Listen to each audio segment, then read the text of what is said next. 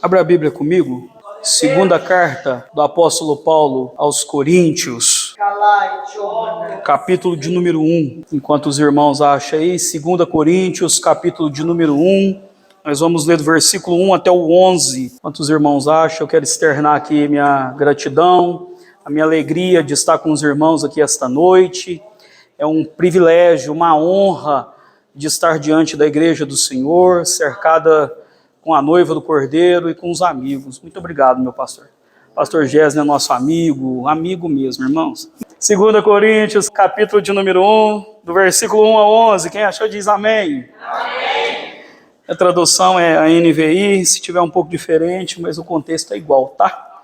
Paulo, apóstolo de Cristo Jesus, pela vontade de Deus, e o irmão Timóteo, a igreja de Deus que está em Corinto, com todos os santos de toda a Acaia. A vocês, graça e paz da parte de Deus, nosso Pai, e do Senhor Jesus Cristo. Bendito seja o Deus e Pai de nosso Senhor Jesus Cristo, Pai das misericórdias e Deus de toda consolação, que nos consola em todas as nossas tribulações, para que, com a consolação que recebemos de Deus, possamos consolar os que estão passando por tribulações. Pois assim como sofrimentos de Cristo transbordam sobre nós, também por meio de Cristo transborda a nossa consolação. Se somos atribulados, é para a consolação e salvação de vocês. Se somos consolados, é para a consolação de vocês, a qual lhes dá paciência para suportarem os mesmos sofrimentos que nós estamos padecendo. E a nossa esperança em relação a vocês está firme, porque sabemos que, da mesma forma como vocês participam dos nossos sofrimentos, participam também da nossa consolação. Irmãos, não queremos que vocês desconheçam as tribulações que sofremos na província da Ásia, as quais foram muito além da nossa capacidade de suportar, ao ponto de perdermos a esperança da própria vida. De fato, já tínhamos sobre nós a sentença de morte, para que não confiássemos em nós mesmos, mas em Deus, que ressuscita os mortos. Ele nos livrou e continuará nos livrando de tal perigo de morte. Nele temos colocado a nossa esperança de que continuará a livrar-nos, enquanto vocês nos ajudam com suas orações. Assim, muitos darão graças por nossa causa, pelo favor a nós concedidos, em resposta a orações de muitos. Fecha os olhos, vamos orar, irmãos. Pai, no nome de Jesus, nós te adoramos, Senhor. Adoramos essa noite porque o Senhor é bom e o Senhor é misericordioso. Nós te adoramos porque, Pai, é no teu nome que nós nos reunimos. Por essa rica oportunidade de estar na tua casa.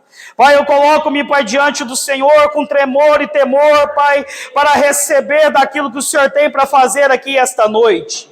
Que aquilo, Pai, que está oculto, guardado, escondido, possa ser revelado pelo poder da Tua palavra. Deus, visita a cada coração, leva cativa em obediência à mente de Cristo a nossa mente. Repreenda todo o mal, todo ataque, toda seta, Pai. Em nome de Jesus, fica conosco, Pai. É o que eu te peço, já te agradecendo, em nome de Jesus. Amém. Pode tomar os assentos, irmãos.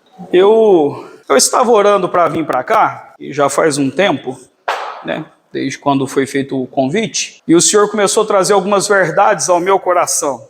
O tema da campanha é trazendo luz às feridas. E não é só umas feridas, é aquelas feridas escondidas, irmãos. E quando eu comecei a pensar sobre ferida escondida, o Senhor começou a me trazer ao coração coisas poderosas, profundas. E talvez, irmão, nessa noite, eu quero que você preste bastante atenção, porque eu já estou em luta faz uns 5 dias para chegar aqui hoje. Eu estou numa peleja espiritual. Então, ou vai ser muita bênção, ou vocês usam de misericórdia comigo. Amém, irmãos?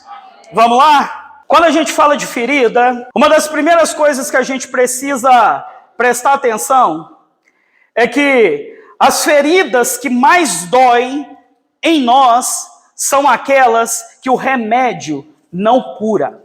As feridas que têm um poder de maior destruição são aquelas que não se apresentam a nós. Coisa boa, irmão, é quando eu era criança. Brincava de bola na rua, chutava o chão, arrancava o tampão do dedão, e aquilo ali, havia nisso uma dor. Mas era uma dor física. Estava andando de carrinho de rolemã, a rodinha passava em cima do dedo, a unha pulava para fora, e aí dói, mas é uma ferida física. Estava jogando bola, tomava uma entrada mais forte, caía, ralava o joelho, e era uma ferida física. E para feridas físicas nós temos remédio. Nós temos doutor, nós temos hospital, nós temos profissionais de saúde. Mas a minha pergunta é: e quando nós esfolamos os tecidos emocionais? O que acontece quando a nossa alma ela passa por circunstâncias, momentos, adversidades que nos fere por dentro? Como que a gente lida com feridas que o olho não vê, mas o corpo, a alma, ela sente? A Bíblia diz que Deus criou o homem com um projeto já estabelecido. O homem foi criado porque no coração de Deus havia o desejo de se manifestar a sua natureza. E qual é o lugar onde a natureza de Deus melhor é revelada, a não ser dentro de uma família? Deus cria uma família, coloca o homem com seus aspectos, com suas virtudes, com suas destrezas muito bem estabelecida e com uma diretriz também muito estabelecida. Deus cria uma mulher e coloca junto para formar uma família e dá para eles um projeto muito bem estabelecido e esclarecido. Deus não deixa ninguém enganado. Ele falou o que tinha que ser feito e o que não tinha que ser feito. Quando Deus constitui uma casa, uma família, Ele estabeleceu para eles um limite. E um limite não era para privá-los da liberdade, mas para os guardar em segurança. Deus, Ele tem para mim e para você limites. Para quê? Para nos termos como escravo? Não, mas para nos guardar em segurança. Quando essa primeira família ultrapassou os limites, a causa das nossas feridas apareceu. Porque, por mais que sejam variados os momentos, variadas as circunstâncias e variados as atuações que nos ferem, a origem é uma só. Toda ferida subjetiva que nós carregamos, ela é fruto de um pecado. E parece que essa palavra, ela está sumindo no nosso discurso. E qual palavra está sumindo dos nossos discursos? Como que nós lidamos com pecados? Porque são pecados, irmão. É pecado de chegar na presença de Deus com uma oferta na mão. E quando oferece a Deus uma oferta, e o Deus de Israel, ele pega e não recebe um irmão, fruto de uma família, que agora ela é pós-queda, ele tem a capacidade de assassinar o próprio irmão. É um homem que fica insatisfeito com Deus e mata o irmão. E quantas coisas acontecem hoje, irmão? De pessoas que estão machucadas com Deus, pessoas que estão feridas pelo pecado, e ao invés de tratar com as suas questões, ao invés de ir para Deus para resolver as suas demandas, a gente prefere, irmão, ficar assassinando irmãos. A Bíblia diz, irmãos, que quando Deus cria o homem, Deus repartiu com ele parte da sua natureza. E Deus queria que esse homem, o Adão, ele fosse um pai. E a função de um pai, ela é tríplice na formação de qualquer ser. Esse pai, ele tem que dar para o filho direção, limite e segurança. Direção fala da natureza da paternidade. Por quê? Porque a paternidade é aquele olho que enxerga além do presente. É pai que dá isso. Se o olho do pai enxerga além do presente, é o pai também que coloca limite. Para onde o filho vai ou deixa de ir. E esse pai que dá direção e dá limite, é também o pai que protege. É essa figura paterna que precisa ser estabelecida dentro de um lar para que uma família seja construída. Mas Deus também colocou uma mulher. E Deus chama essa mulher de mãe. E mãe também tem uma função tríplice dentro de uma família. E qual que é? Essa mãe, ela é responsável pelos vínculos. Ela é responsável pela nutrição e ela é responsável pela organização. É a mãe, irmão, que quando o neném chora, põe no peito. A psicologia fala que não tem um lugar mais seguro para a vida de um neném do que o colo do seio da mãe. É por isso que ela é responsável para criar vínculo. É a mãe, irmão, que liga a criança nos seus afetos mais íntimos. E eu vou chegar lá, irmão. Você está pensando que eu estou perdido? Não estou, não. Vou te achar aqui. Aleluia. É a mãe que é responsável da comida. Mãe, irmão, não precisa plantar para dar leite. Pariu, o leite brota nela como um manancial. A mãe, já de berço, ensina para a criança o que é ser nutrido. A psicologia também fala que quando a criança chora, ela não chora de fome. Ela chora com ânsia de morte, porque ela pensa que vai morrer. Aí quando a mãe coloca o peito para a criança mamar, o alívio vem. Então a nutrição que a mãe tem, traz para a criança um alívio. E a mãe, irmão, é aquela que é responsável da organização. Irmão, casa sem mulher não funciona.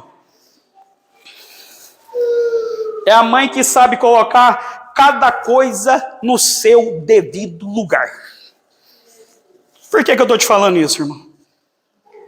Porque o que a nossa geração hoje precisa não é só de um homem muito posicionado e nem de uma mulher posicionada.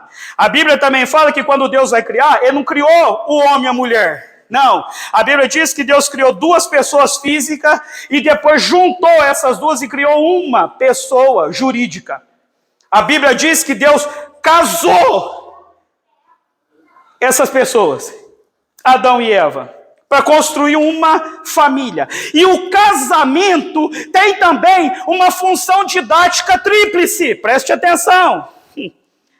Casamento é responsável pela sexualidade. Casamento é responsável para afetividade e casamento é responsável para companheirismo. É dentro de um casamento que a união de homem e mulher ensina para a criança o que é ser companheiro. É na intimidade do casal que a sexualidade da criança ela é formada. É o pai, irmão, que forja a identidade sexual do ser humano.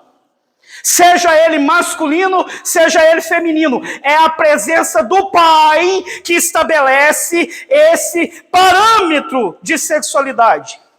E dentro do casamento também temos a questão da afetividade. Por quê? Porque casamento é um enlace de amor.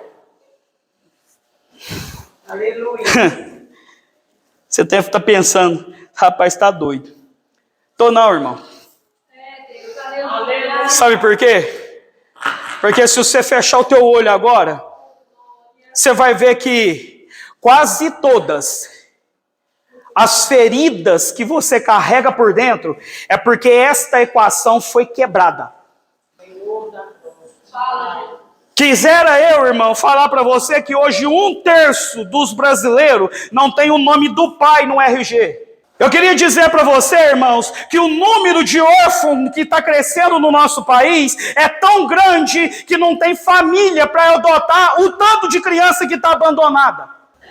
Eu queria dizer para você que a cada dia que passa, o número de mães solteiras tem crescido abundantemente. E o que nós vamos fazer como igreja para cuidar de filhos sem pai? Eu queria falar para você as estatísticas do IBGE que fala que 80% dos abusos infantil é por causa da falta de proteção de uma família funcional. Aleluia, é verdade. É o companheiro que quer ter prazer com a irmã, mas não quer ter com ela responsabilidade. E aí sabe o que sobra, irmão? Ferida. E ferida oculta, que aí as pessoas vão evangelizar, aí entra para dentro da igreja, minha pastora, e aí chega aqui, e aí a conversa é, parece que a minha vida financeira não vai para frente, vamos lá estudar a tua casa. Parece que eu não consigo dar certo em relacionamento nenhum, vamos lá conversar com a tua história. Parece que eu tenho crise de pânico, parece que eu tenho depressão, parece que a minha saúde não vai. Parece que eu sou inseguro, tenho medo, tenho trauma. Parece que eu fui rasgado por dentro e parece que eu nasci errado na história. E eu sei que Deus está falando com alguém. É nas feridas que estão ocultas dentro de você que eu quero conversar com elas hoje. Eu quero chamá-las para fora, porque o Senhor quer conversar com você nessa noite. Deus, Ele quer te encontrar aqui nesse lugar. Lavassui Mahadagai. A marca mais profunda da nossa geração são homens e mulheres que estão órfãos. Só pode ter uma forma, irmão, de ser órfão. É não ter pai e não ter mãe. Então, quando eu não tenho pai, eu não tenho mãe, o que acontece? A família, ela é a base. Quando eu perdi a base, a casa é sobre a areia. Aí eu te pergunto, irmão. Imagina se você fechasse o olho e fosse sincero mesmo para ver o que aconteceu. Imagina que quantas pessoas eu acompanho e converso durante os dias. E as pessoas olham para mim, enquanto os filhos chegam e falam, eu tenho ódio do meu pai. Quantas meninas chegam para mim e falam, nossa, eu tenho raiva da minha mãe. E aí você encontra aqueles pior. Aquele, sabe lá, foi o meu pai que abusou de mim sexualmente. Foi um primo, enquanto meu pai não estava em casa, que entrou lá e molestou eu. Foi um vizinho que estava lá, era muito amigo da família, e brincava comigo, punha no colo e mexia nas minhas partes. Irmão, você pensa que eu estou falando bobeira? É de ferida que nós vamos falar? Então é dessas que nós vamos falar. Vamos falar de ferida relacional, irmão? Eu queria colocar o microfone na mão de cada mulher aqui, ó, para elas falar o tipo de homem que elas têm em casa. Quer encontrar lá em Paraíso? O camarada que agride a mulher e os filhos assistem? É o camarada que bate na mulher e fala para ela, cala a boca porque senão eu te mato. E se você chamar a polícia, você vai morrer. E aí esse filho vê o pai batendo na mãe, e quando vai ter um relacionamento, o que ele vai fazer, irmão?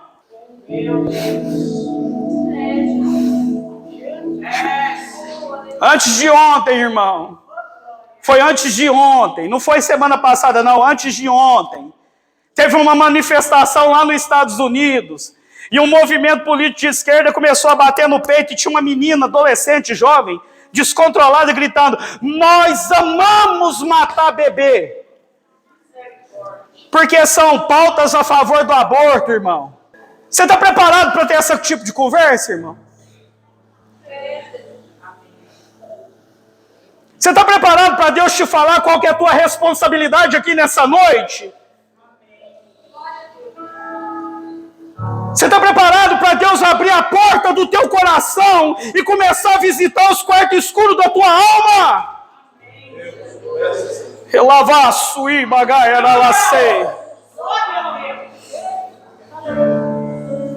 Oh, Espírito. Aleluia. Ah, meu Deus. Aleluia. Eu coloquei no meu esboço aqui uma frase complicada. Eu coloquei no meu esboço uma frase complicada. Coloquei ali, fala um pouco do testemunho. Vou te contar. Quando eu tinha de 12 para 13 anos, meu pai morreu. E do princípio da minha adolescência até a minha juventude, eu não tive, apesar de ser caçula de 5 irmãos, a minha mãe teve princípio de depressão. Aí meus irmãos cuidaram da minha mãe, e dentro de mim, além de ser agora um filho de fato órfão, aí fica, irmão, sabe o quê? Vou contar de mim. Aí fica um abandono. E hoje, fazendo leitura da história, eu vejo o quanto isso foi prejudicial para a minha vida. Por quê? Porque o pai que dá direção, limite e segurança não estava lá. Então eu fui para a rua e aprendi sexualidade na pornografia. As primeiras relações sexuais foram no mundo. A conversa que falava de como que tinha que ser o relacionamento é: vamos sair e ver quem pega mais as irmãs.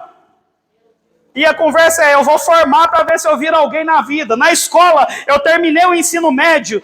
Eu fiz uma prova do Enem e tirei 735. Não sabia o que fazer com isso. Entrava em qualquer faculdade federal. Hoje eu não tenho estudo.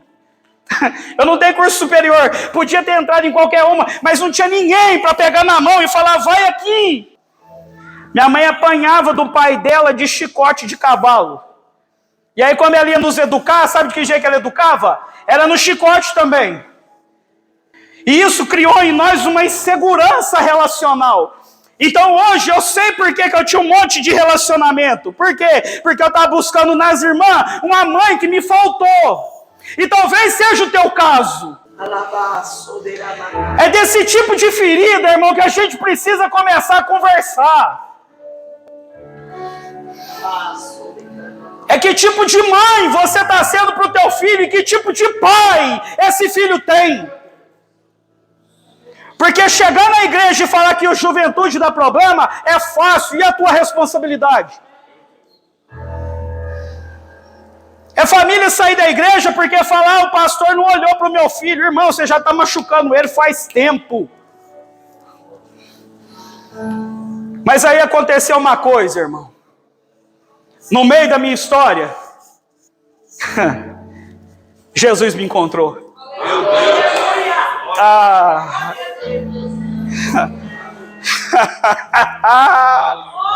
Meu Deus.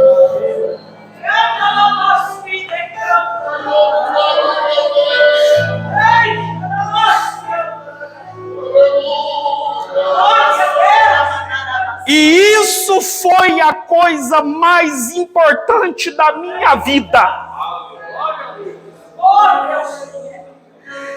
Isso foi a experiência mais espetacular que poderia ter acontecido para a minha vida. Foi Jesus ter me encontrado. Porque foi Jesus que olhou nos meus olhos e falou: você não precisa desse tanto de relacionamento. Vamos acabar com essas irmãs. Foi Jesus que olhou e falou: você não precisa desse monte de amigo torto que você tem. Eu sou teu amigo. E eu sou suficiente. Você não precisa ficar mais amargurado com a sua história e as coisas que aconteceu, porque o meu sangue é poderoso para perdoar todo o pecado. Aleluia! Ei, na bagadace ramandarai.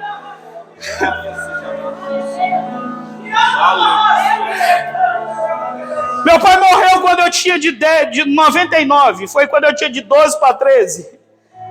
Com 28 em 2014, estava eu chorando lá no mato da Jocum.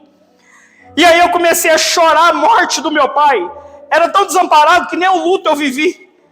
Aí quando eu comecei a chorar a morte do meu pai, falei: eu sou órfão. O Espírito Santo veio em mim e falou: teu pai não morreu. Eu falei: morreu sim. Ele morreu, eu estava lá no enterro dele. E o Espírito Santo falava no meu coração: teu pai não morreu. E eu chorando no meio do mato, abraçado num ramo de árvore e falando: teu pai não morreu. E eu falei: morreu, porque está doendo, eu não vejo ele mais, teu pai não morreu. Aí eu comecei a sentir o pé queimando. A perna foi queimando, o estômago queimando, o meu peito foi faltando ar, e eu fui sentindo a presença de Deus. E aí o Espírito falou assim comigo: teu pai não morreu, porque o teu pai sou eu, e hoje eu te adoto. Aleluia, serra badarabagai. Andaraia sui gerabada subegedai.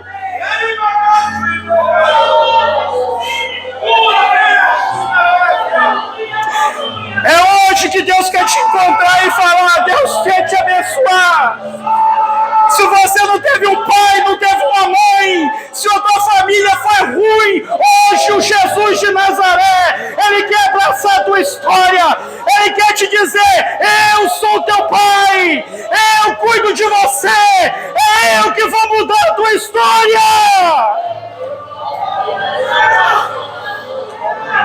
Iralábia sui ravagadarabassei.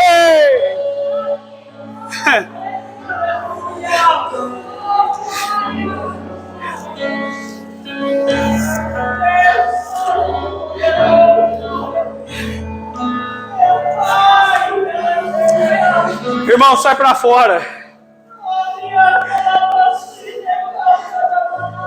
Sai pra fora, sabe? Começa a mostrar as tuas feridas. Começa a contar de novo a tua história para Jesus, porque Ele tem bálsamo para te curar nessa noite. O texto que nós acabamos de ler, em 2ª carta aos Coríntios, no capítulo 1, revela 2 virtudes do caráter do nosso Deus. Repete comigo: 2 virtudes do caráter do nosso Deus.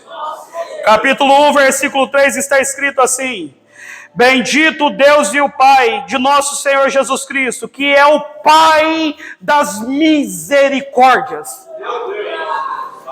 Ah, você não se alegrou? Sabe por que a gente não chora com a misericórdia? Porque a gente pensa que não precisa.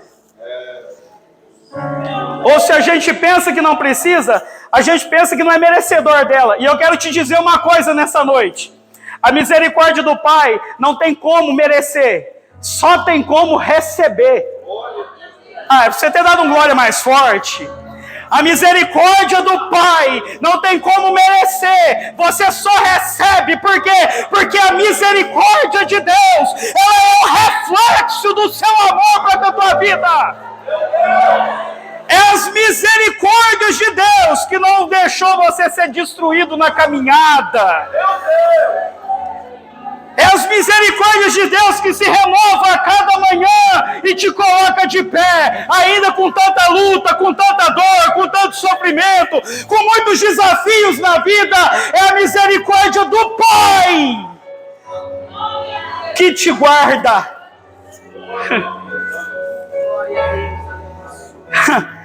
É a misericórdia, irmão, que nos sustenta a todo o momento. E o que eu acho lindo é que o apóstolo Paulo entendia tanto bem disso, que ele faz questão, ele podia colocar assim: o Deus de misericórdia. Não. É o Pai de misericórdia. Se você não teve uma referência paterna boa, irmão, hoje o Pai quer te pegar no colo e quer curar as feridas paternas do teu coração com misericórdia. Quantas pessoas foram machucadas por causa de uma paternidade muito dura, severa, agressiva, violenta? Quantas pessoas? Hoje o Pai das misericórdias quer curar as tuas feridas, quer te pegar no colo nessa noite. Deus quer transformar a tua história, irmão. Primeiro, restaurando o que é paternidade no teu coração. O Deus que você serve, aquele que criou os céus e a terra, sabe? Aquele que antigamente era só chamado de Yahvé, o Eterno. Aí Jesus vem e fala, não, você é meu irmão. Ah, é? É. Então ao Pai, ao Deus de Israel, você pode chamar de Pai. Aleluia! E de quem que é o Pai? O Pai é nosso, irmão. É nosso Pai. Você tem uma palavra de carinho pro teu Pai aí essa noite? Você tem uma palavra de gratidão ao teu Pai aí essa noite? Você tem uma palavra de adoração ao teu Pai aí essa noite? Você tem, irmão, um louvor ao teu Pai aí essa noite?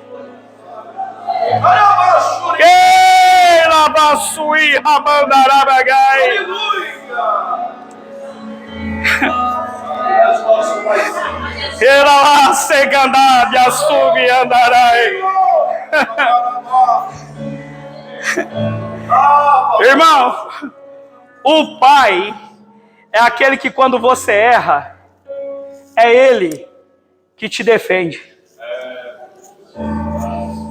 O Pai da misericórdia é aquele que até para corrigir, irmão, a Bíblia fala que até para bater, Ele bate com as varas de amor. O Pai das misericórdias é aquele que até para disciplinar, emana dele amor, irmão, afeto, cuidado, proteção. Esse é o Pai das misericórdias. É esse Pai que quer cuidar da tua história. É esse Pai que quer mudar a tua vida. Eu vou seguir. O apóstolo Paulo fala que para o filho perdido, o Pai é de misericórdia.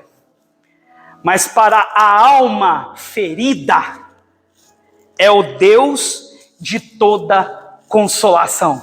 Meu Deus. Ah, irmão, se alegra um pouquinho. Eu sei que às vezes deve estar doendo muito. Mas você tem um Pai que tem misericórdia. É o Pai de misericórdia que te recebe. Mas para a tua alma ferida, quem resolve é o Deus de toda consolação. Só quem precisa ser consolado é quem está passando por uma grande dor. É para quem está ferido na alma. É para quem está machucado por dentro. É esse que sabe a importância de ter um Deus de consolação. É o nosso irmão que nós oramos aqui no começo do culto, que perdeu alguém.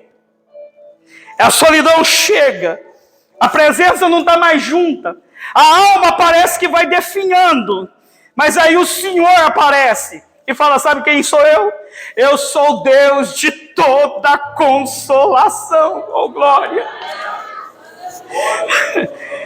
Se você perdeu alguém, eu também perdi. Eu sei o que é viver um luto. É ver o filho na cruz, cravado assim, ó, e o pai de toda consolação está de costa, para não ver o sofrimento. É ver aquela mulher chorando, carregando um filho para o cemitério. Aí o Deus de toda consolação, ele tem a ousadia de parar um cortejo fúnebre. E a ousadia ainda é maior de olhar no olho da mãe que perde um filho e falar, mulher, não chore.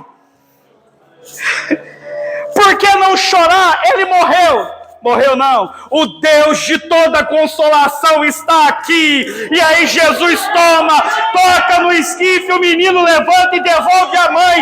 É essa ação divina. É esse mover do Espírito. É essa operação do Deus de Israel que vai consolar a tua vida, que vai consolar a tua alma, que vai restaurar a tua história.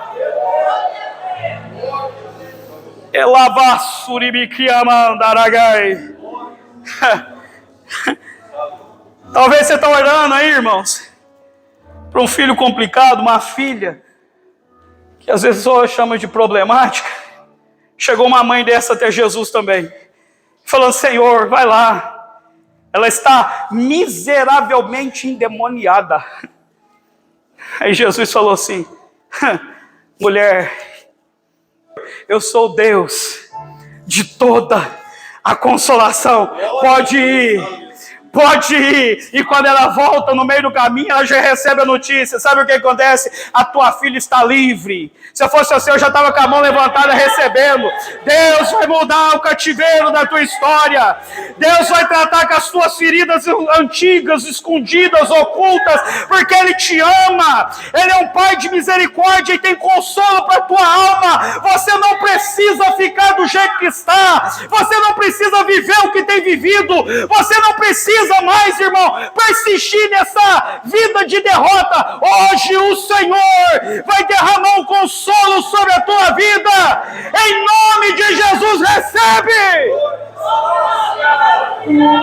Ela basui ravaia da bandagai. Ela mando e evasui raia labaquedarai. Eu estou sentindo o Senhor curando vidas aqui.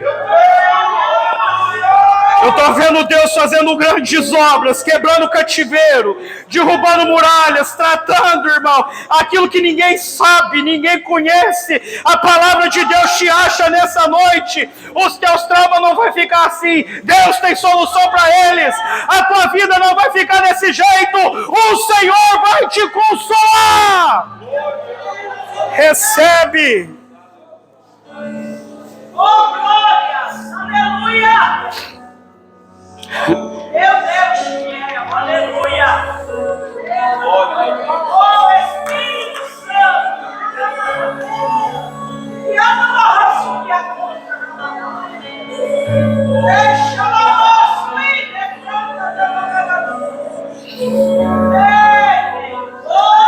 Ei, lá bagacei. Se eu fosse você, eu estaria adorando, irmão. Aleluia! Glória a Deus! Eu vou te dar 2 conselhos, irmão, e eu encerro. Poderia falar mais, mas já passou o horário. Vou te dar 2 conselhos e eu encerro. Então preste muita atenção.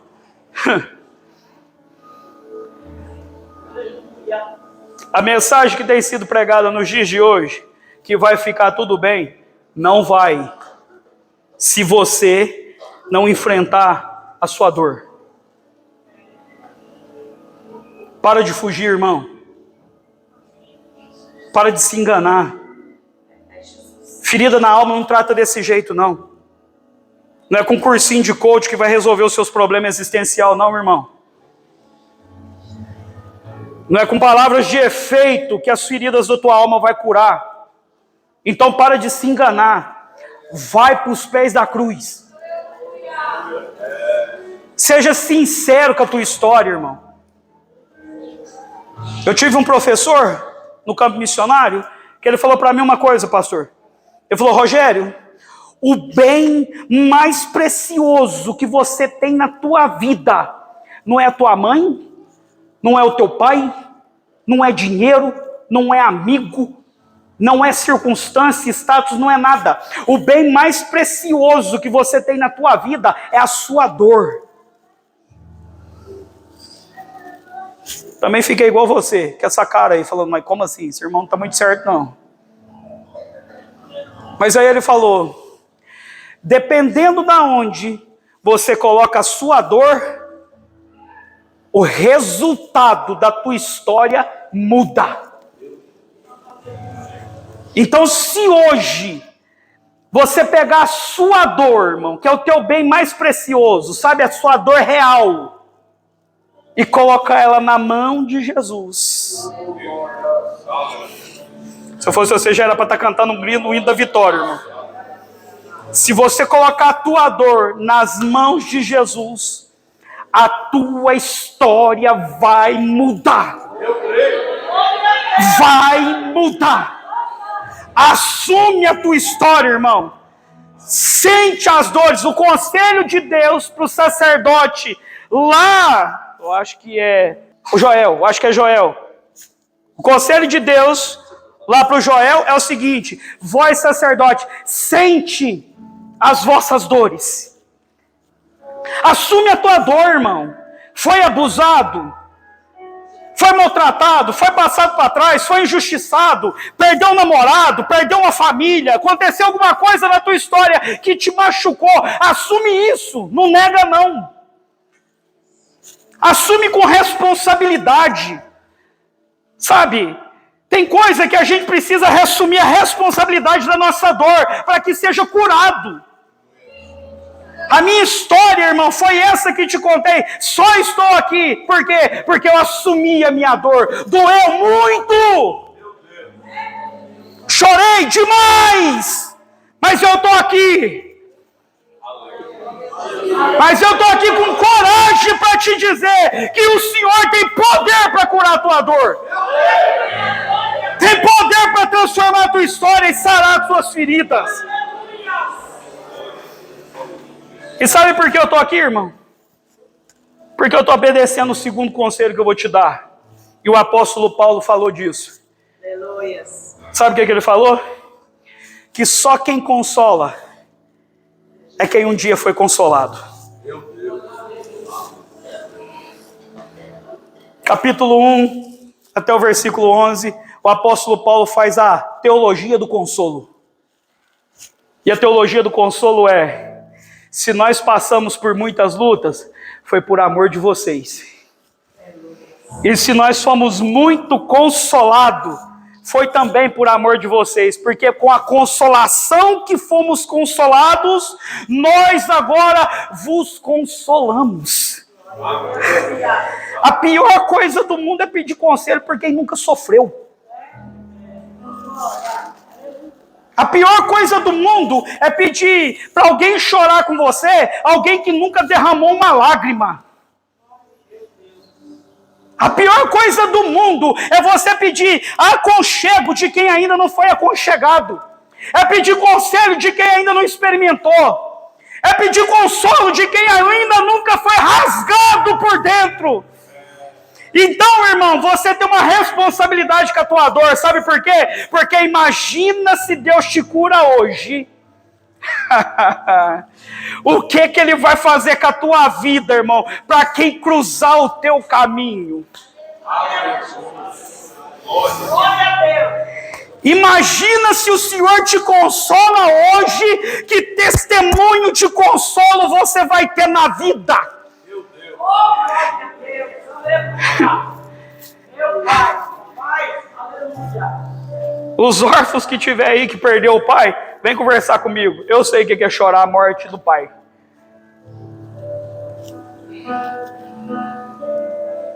Os meninos aí que tá dando errado nos relacionamentos, vem conversar comigo. Eu sei o que é um relacionamento dar errado. Você está sendo humilhado aí no serviço, na rua, vem conversar comigo. Eu sei o que é ser humilhado na rua, irmão. Eu sei o que é passar vergonha. Eu sei o que é ser rebaixado, ser rejeitado. Eu sei. Mas eu também sei te dizer como é que é ser aceito. Eu também sei te dizer como é que é ser amado por Deus. Eu sei te dizer o que é ser, irmão, consolado pelo amor do Pai, resgatado pela misericórdia do Senhor. Ei, baralacebi, ramadagaceiri, amandai. Se coloca de pé comigo. Eragabi, assui, mahandarai.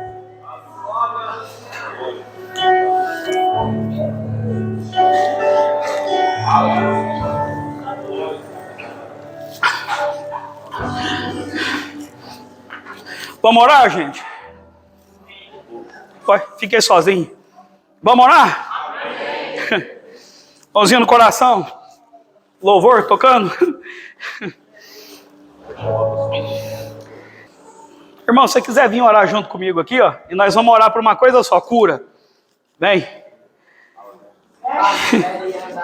Eu não sou muito bom de apelo não, tá, irmão? De te emocionar, fazer você vir. Não, você sabe da tua dor. Vem aqui na frente que nós vamos orar juntos. Pelas dores da sua história. Pelas dores que te acompanham. Esse é um primeiro passo, irmão, de você assumir a tua história.